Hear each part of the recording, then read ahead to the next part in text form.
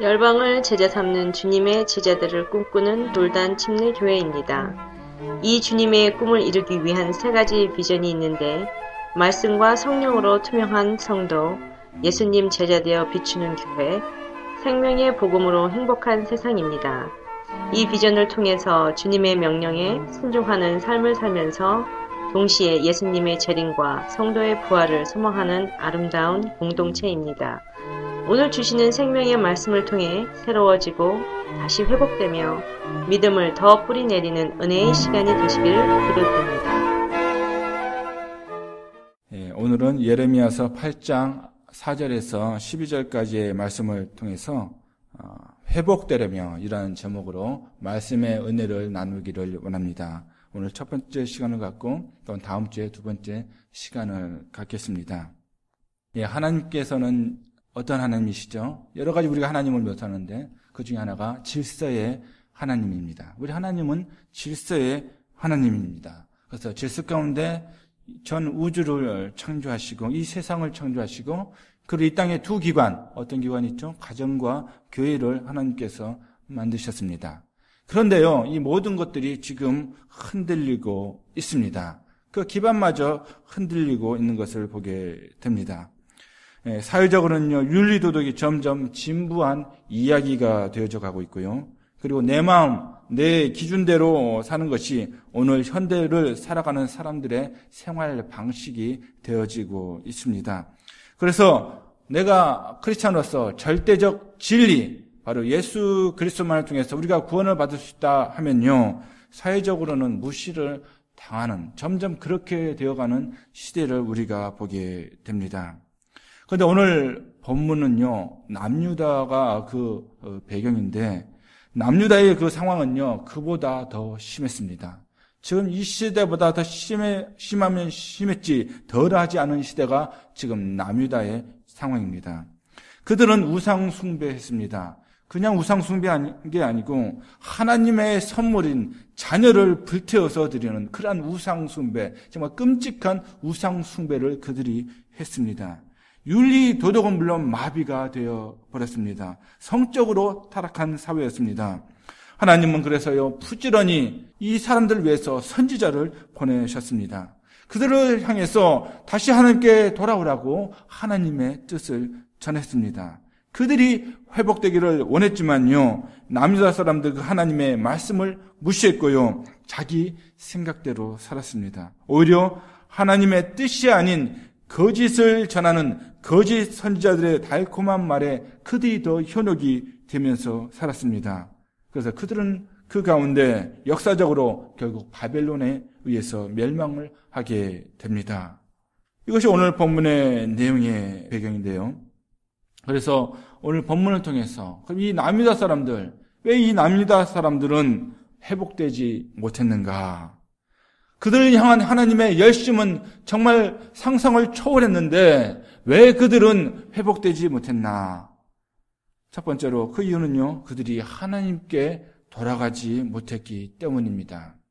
예나 지금이나 마찬가지입니다. 그래서 우리가 회복되려면 어떻게 해야 되는가? 돌아가야 되는데 하나님께로 다시 돌아가야 될 줄 믿습니다. 4절 6절에 나와 있어요. 보통 사람들의 습성은 어떤가 하면서 예레미야가 얘기를 합니다. 보통 사람들은 오늘 말씀 4절에 보면요, 사람이 가다가 넘어지면 다시 일어난다는 거예요. 그렇죠? 그리고 길을 가다가 잘못 길을 들어섰어요. 그럼 어떻게 해요? 그러면 다시 바른 길을 찾아가는 것이 보통 사람들의 습성이라는 거예요. 근데 넘어졌다는 것을 모르고, 예를 들면요, 그리고 길을 잘못 들어섰다는 것을 모르고 있다면 아마 그냥 넘어져 있는 채로 가만히 있고요. 그렇죠? 우스꽝스럽긴 하지만은 그 길을 계속 갈 겁니다. 만약 몰랐다면 그럴 거예요. 그런데요, 대부분의 사람들은 내가 넘어졌다 느끼는 순간에 다시 일어난다는 거예요. 그렇죠? 내가 길을 가다가 이거 잘못 갔네 하는 순간에 다시 핸들을 꺾고 다시 발걸음을 돌리고 제대로 길을 찾아간다는 거예요. 그게 굉장히 일반적인 거죠. 누구나 아는 상식적인 이야기입니다.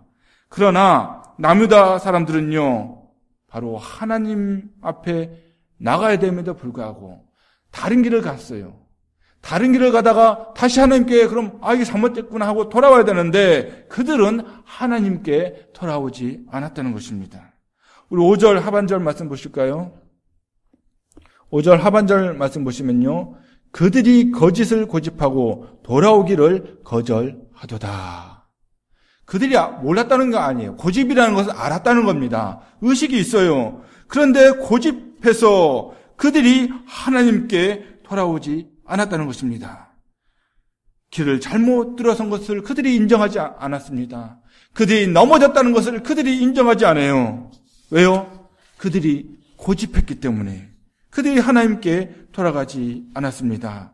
그들은요, 우상이라는 거짓 앞에서요, 아무 일 없다는 거짓말에, 선지자들의 거짓말에 그들이 포로가 되어 있었습니다. 이처럼 거짓을 거짓으로 보지 못하게 하는 것은 바로 악한 사단의 역사임을 여러분 기억하시기를 바랍니다. 사단은 그래서 별명이 뭡니까? 거짓의 아비입니다. 그런 분야에서는요, 이 사단을 따라갈 자가 없다는 것입니다. 탁월한 능력을 보여줍니다. 분명히 잘못됐어요. 머리는 알아요. 근데 태도로 가지는 않고 있습니다. 그 길을 계속하고 있어요. 이것은요, 자연의 어떤 질서랄까 섭리를 완전히 반대로 가는 그러한 모습이라는 것이죠. 사단의 역사입니다. 데살로니가후서 2장 9절부터 10절 상반절까지의 말씀 함께 읽겠습니다. 시작. 악한 자의 나타남은 사탄의 활동을 따라 모든 능력과 표적과 거짓 기적과 불의의 모든 속임으로 멸망하는 자들에게 있으리니. 아멘. 멸망할 자들에게, 지옥에 갈 자들에게, 그들에게 나타나는 것은 무엇입니까? 속고 산다는 거예요. 거짓 기적에, 표적에 그들이 몰려 다닌다는 것입니다. 사단은 그처럼요, 사람들의 마음을 유혹하고 사로잡기에 충분한 능력을 갖고 있다는 거예요. 여러분, 자연을 보면요, 오늘 본문에도 나왔지만 새들의 습성도 마찬가지입니다. 새들은요, 특별히 철새 같은 경우는 한 곳에서 다른 곳으로 옮길 그 때를 안다는 거예요. 그들이 그 때를 지킵니다. 이 때는 누가 만든 겁니까? 하나님께서 만드신 자연의 법칙이라는 것이죠. 누가 가르쳐준 적 없어요. 그런데 본능적으로 그 때를 알아서요, 그들이 한 곳에서 다른 곳으로 옮겨갑니다. 다시 돌아갑니다. 그러나 남자 사람들은요, 하나님께 돌아가지를 않았습니다. 여러분, 근데요, 놀라운 것은요, 하나님께서 이 타락한 이 사람들을 놓고서 이 남자 사람들을 어떻게 부르신지 아십니까? 내 백성이라고 부르세요. 여전히 그들을 향해서 하나님께서 부르시는데 이들은 내 백성이다. 여러분, 새들도 지키는 하나님의 법칙을 이 내 백성이라고 부르는 그들은요, 하나님께로 돌아가지 않고 있다는 사실입니다. 요시야 왕의 종교개혁이 있은 후에 이 시점은요, 단지 18년 정도 흐른 시점입니다. 요시야 왕이 어떤 왕입니까? 이 요시야 왕은요, 하나님을 따르는 왕이었습니다. 선한 왕이었어요. 성전에서 율법책을 발견을 합니다. 그래서 성경을 읽기 시작합니다. 그랬더니 하나님의 말씀이에요. 감동을 받습니다. 그래서 감동을 받으니까 이 사람이 어떻게 변합니까? 모든 우상을 없애버립니다. 모든 성적으로 부패한 모든 그 문화들을 없애버렸습니다. 그것이 요시야 왕의 소위 말하는 종교 개혁이었습니다. 무엇 때문에요? 하나님의 말씀을 통해서 그가 변화되어서 그 놀라운 종교 개혁이 이뤘음에도 불구하고 이제 18년 정도가 흐르고 나니까 다시 모든 사람들이 어디로 돌아갑니까? 다시 원점으로 돌아가 버렸습니다. 그럼에도 불구하고 우리 하나님의 마음은 어떤 줄 아십니까? 그래도 돌아오길 바라는 거예요. 내 백성이기 때문에, 나의 약속의 백성이기 때문에 이들이 다시 한번 회개하고 하나님 품으로 돌아오기를 하나님께서 원하고 계십니다. 그래서요, 만약 그들이 이러한 하나님의 마음을 알고 돌아왔다면 남유다는 회복될 수 있었을 것입니다. 우리가 잘 아는 누가복음 15장에 어떤 이야기가 나옵니까? 탕자의 이야기가 나옵니다. 잃어버린 아들의 이야기가 나와요. 우리가 잘 알죠? 큰 아들이 있고 둘째 아들이 있어요. 그런데 둘째 아들이 어느 날 갑자기 아버지는요, 두 눈 시퍼렇게 이렇게 살아있는데 뭘 요구합니까? 재산을 요구해요. 유산을 요구해요. 아버지가 돌아가신 다음에 유산 요구하는 건 자연스러운 거예요. 그런데 아버지가 두 눈 시퍼렇게 살아있는데 유산을 요구를 합니다. 그런데 아버지는 어떻게 합니까? 참 착한 아버지예요. 이건 비유입니다. 재산을 줍니다.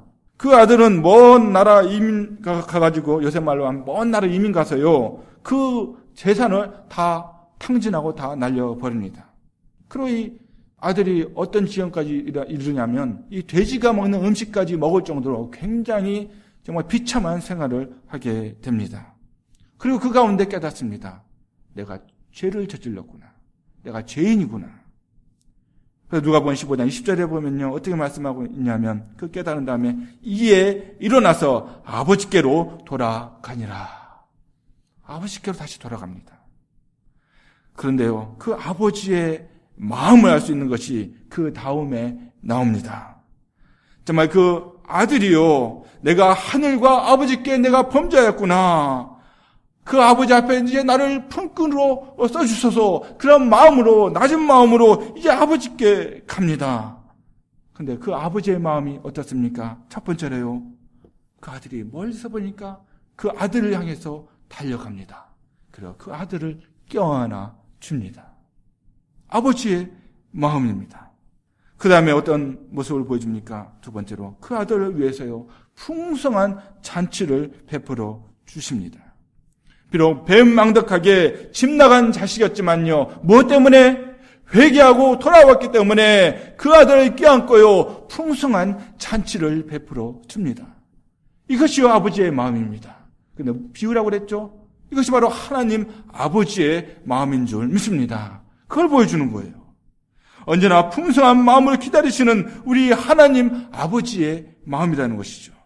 그래서요, 우리의 인생 가운데 어떠한 어려움이 있어도 때로는 하나님 앞에 범죄할 수도 있죠. 그렇지만요, 회복의 기회가 있음을 잊지 마시기를 바랍니다. 하나님은 여전히 기다리시고요, 여전히 잔치를 베풀 준비를 하고 계심을 여러분 기억하시기를 바랍니다. 그분이 바로 우리 하나님 아버지이시기 때문입니다. 우리가 다시 돌아갈 곳이 있다는 거예요. 그래서 이사야 선지자는요, 이사야서 55장 7절에 이렇게 말씀합니다. 함께 읽겠습니다.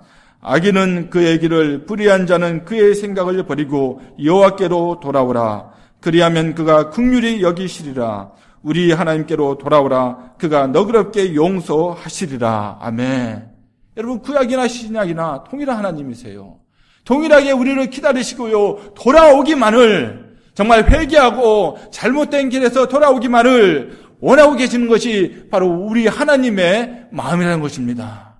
그럼 돌아가면 어떻게 해요?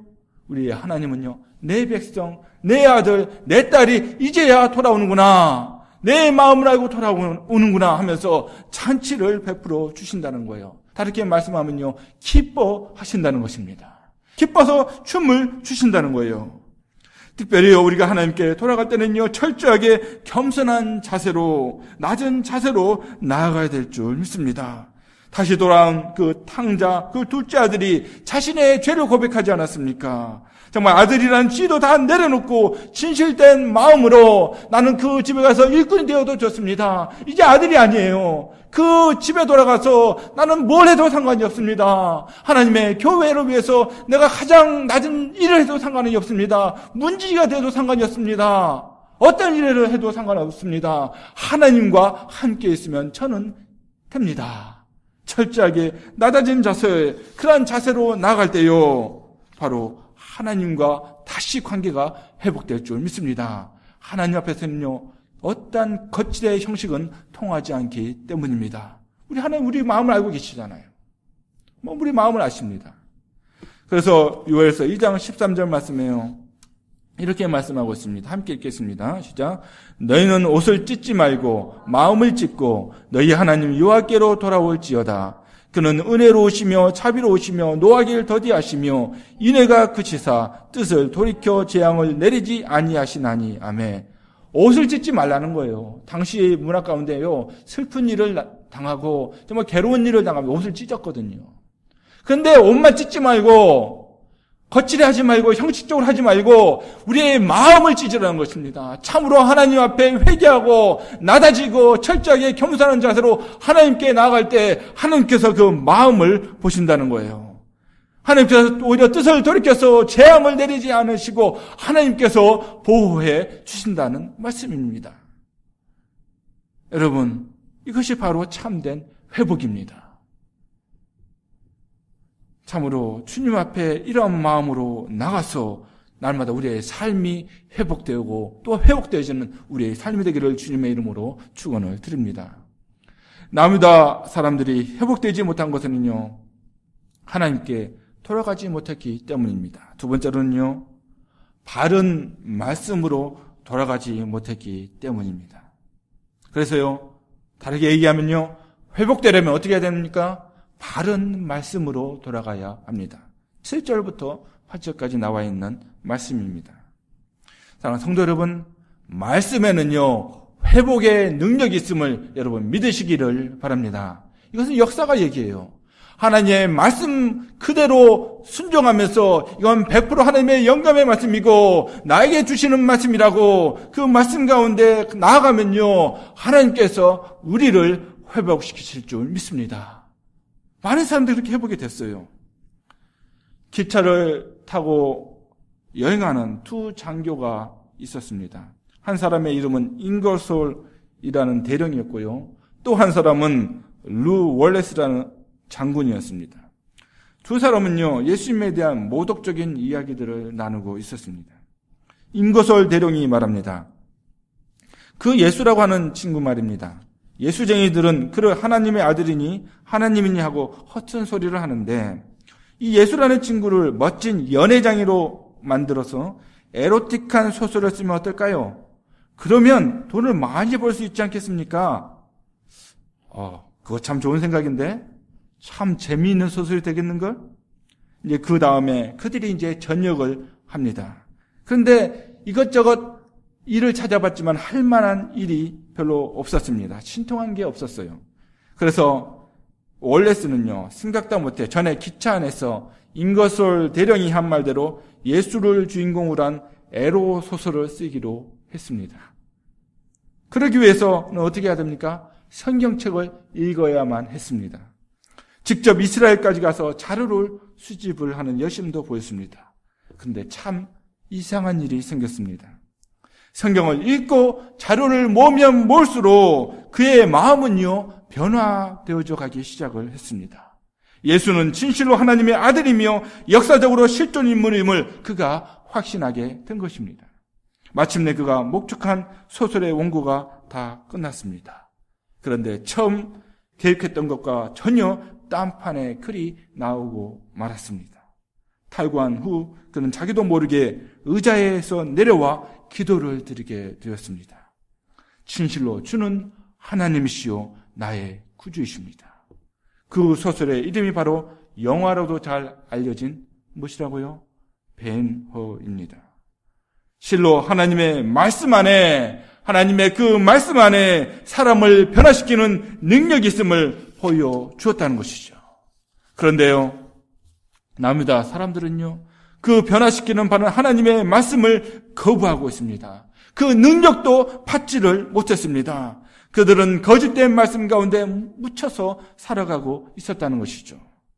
그래서 8절 말씀 보실까요? 8절 말씀 함께 읽겠습니다. 시작. 너희가 어찌 우리는 지혜가 있고 우리에게는 여호와의 율법이 있다 말하겠느냐. 참으로 서기관의 거짓의 붓이 거짓되게 하였나니. 아멘. 여기서요, 서기관의 거짓의 붓이 거짓되게 했다. 여기서 서기관은요, 어떤 사람이냐면 율법이나 역대 왕들의 사적을 기록하고 보관하고 또한 가르치고 또한 옮겨 적는 일까지 했던 사람들이 바로 서기관들이었습니다. 그런데 이 사람들이 타락을 했어요. 정말 그 말씀을 그대로 옮겨 적으면서 율법을 잘 지키면서 보관하고 가르치는 일을 해야 되는데 그 일을 어느 순간부터 이 사람들이 하지 않게 된 겁니다. 하나님의 말씀을 오히려 왜곡하고 변질을 시켜버렸습니다. 합리화를 시켰겠죠.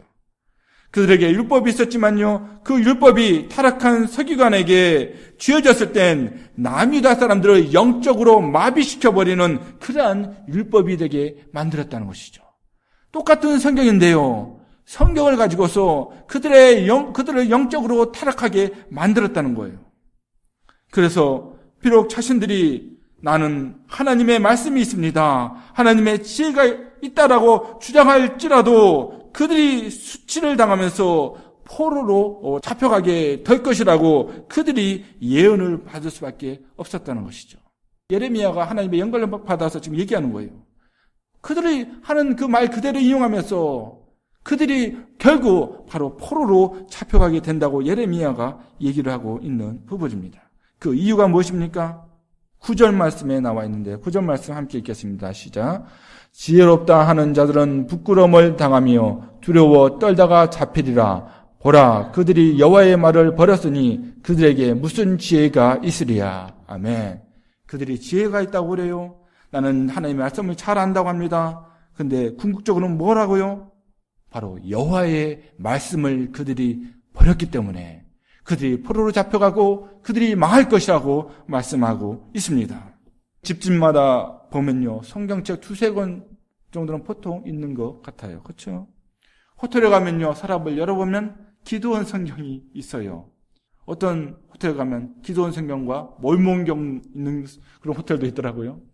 근데 대부분요, 성경책은 다 있습니다. 성경은 여전히 모든 사람들의 베스트셀러입니다.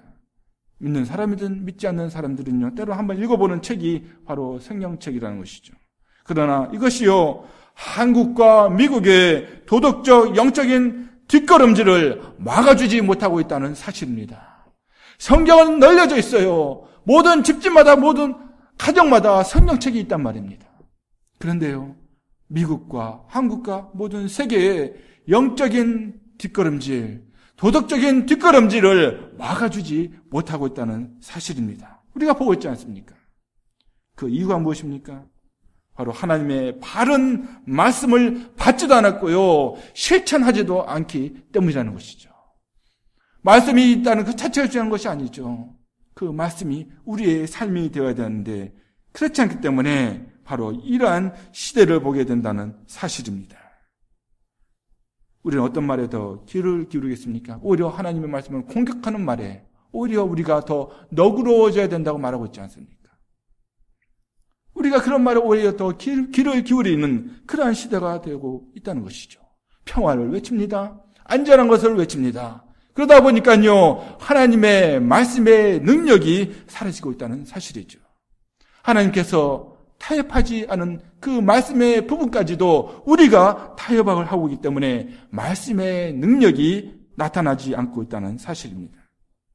프란시스 셰퍼는요, 그의 책에서 그러면 우리는 어떻게 살 것인가라는 제목의 그의 책에서 그는 결론적으로 무엇을 말했냐면요, 우리는 하나님의 말씀으로 돌아가야 합니다라는 결론을 그가 내렸습니다.